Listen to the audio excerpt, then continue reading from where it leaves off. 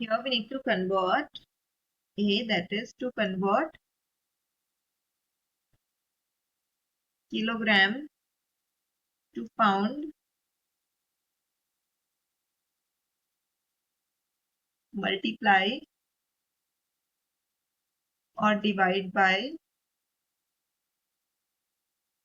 So here we can write the answer that to convert kilograms to pound,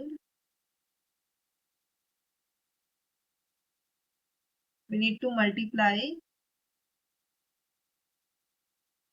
by 2.205, and to convert kg to pound, we need to divide by